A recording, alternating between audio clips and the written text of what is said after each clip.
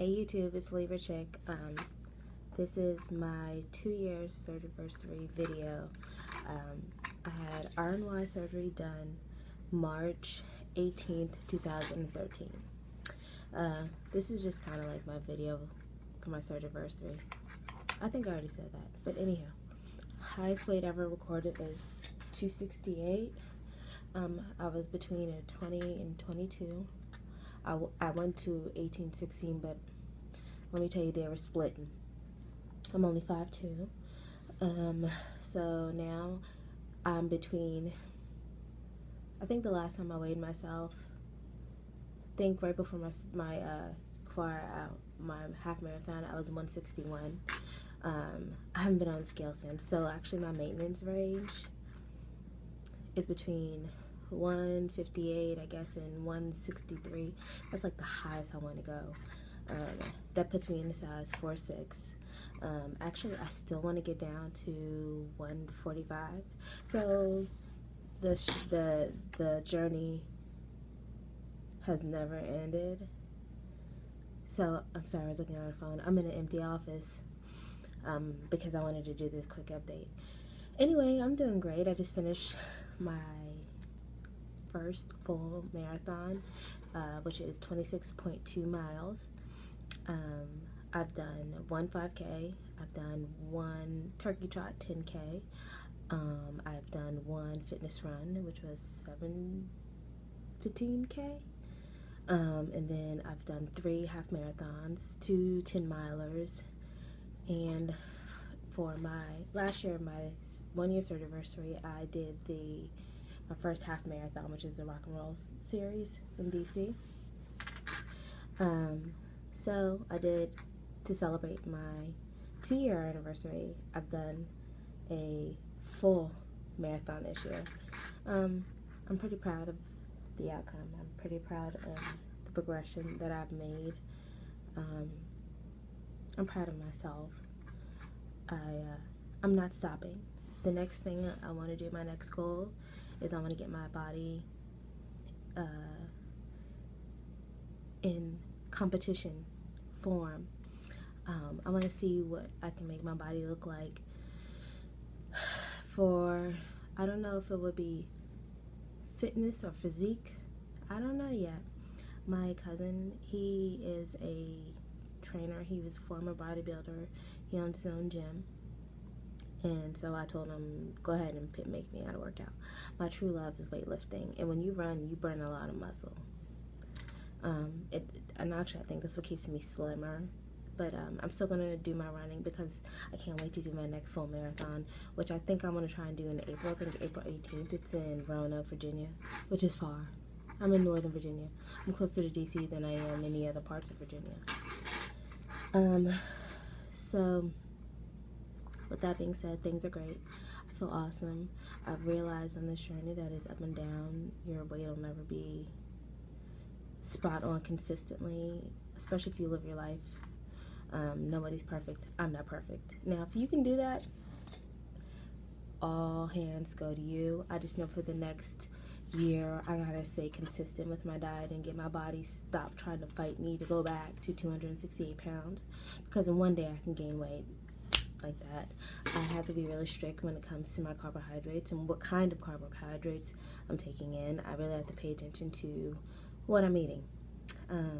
And eat. I try to eat consistently at the same time. I try to eat consistently the same things. Just last night I had steak and greens. Not an abnormal size, but I dumped. 3 days before then, I had chicken and what I ate, chicken breast. I don't even think it was 4 ounces. I dumped. So it's strange. So you can still be 2 years out and still have the same problem as you did when you first started. Let's see what else is going on. I'm still training. I'm still taking care of myself. Life is good. I've gotten to the point where you get tired of this journey. You get tired of the struggle. You get tired of having to always do this and always do that. It's okay, but make sure you always get yourself back on the wagon if you fall off, because this is lifelong. You'll always have to have this this. You'll always be a weight loss patient. You might not want to have to deal with it, but truth be told, it's who you are now. If you've gone through the drastic means of doing that, you might as well get yourself, buckle up, buttercup, suck it up. It is what it is. Be consistent, take care of yourself. You have to remember what you are first. And when you decide to go underneath the knife and get your stomach either 70% of it just ripped out of you, or your intestines rerouted and the new pouch put in, or whatever created, this is kind of who you are. So just make sure you take care of yourself. I know I am. I haven't gone to my surgeon, but I will. I can't believe I forgot to make an appointment. I think because throughout the whole me getting my body and myself ready for this race, I totally forgot to see my surgeon. That won't be happening again. Because I'm really big on making sure that you get your blood work done. Consistent. I feel great, but I can feel horrible tomorrow. My race. I'm just going to talk about it because I got a video. Why not?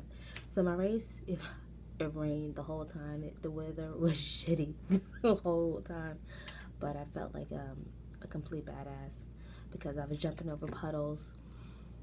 It was cold, wet, raining, but I just kept going. And I did the ultimate fuck up. You never try nothing new on a race day. But this dumbass here, knowing better, didn't think it would make a big deal. I got compression socks for my calves. I haven't worn them throughout any of my other time, but I felt, a little bit of cramping on my left calf when I ran my 20. But it was really cold, so I don't know. So anyway, I was like, well, on the safe side, I'll wear them. Mile 8, I started feeling it. I just kept running my fingers around the rim of my calf and the garment, the sock. I was like, okay, this is cool, I can do this. And I was warm. Excuse me. So, got to mile 11, where the split was starting. I stopped, stretched. I got cramps all the way to the inside of my quads. Strongest part of my body. Never have an issue. They cramped in both of my legs. It was miserable. So I pushed them down. So what does that do? It goes to my ankles. I broke my ankle 3 years ago. So, needless to say, me going off to the split, I was in the most horrific cramping pain ever. Cramped so bad my toes did like this. I had to literally take my shoe off in the pouring rain, sit down in a puddle, my feet in the puddle, and take my foot and massage it out. And you have to bend and arch your foot to get the compression socks off. Oh, baby Jesus. It was the most horrific pain ever. I never totally recovered from the pain. I just had to ignore it. So from mile 11 all the way to the end, I felt it. Mile 24 going up that hill, I wasn't sure if I was going to make it. I mean, I knew I was going to make it. There was nothing going to tell me that I couldn't. But I wasn't sure how. It put me behind 45 minutes slower than my pace. Well, I was 3 minutes off my pace. But what I can say is my goal was never walk. I never walked. I never walked once. I walked to except for the water station. I drank throughout the end of the water station, dumped my cup, and I ran. I didn't walk. I might have been a slow trot, slow jog, slower running pace, but I didn't walk. So, but that being said, mind over matter. And it wasn't the distance. I couldn't handle that distance. I just wish I didn't handle it in so much pain. But otherwise that I'm proud of myself because I pushed through it and I did it. So, yeah, I'm happy about my journey. I'm just happy to see what else is next in life. But like I said, everything is good. I feel good. I'm not tripping off my weight. I'm just constantly keep working and doing what I do about you know, making sure I get in my protein, my water, vitamins, and being consistent. Okay, this is 10 minutes. I don't even know where the time went, but I was just checking in. Peace, love. Take care of you. Talk to you soon.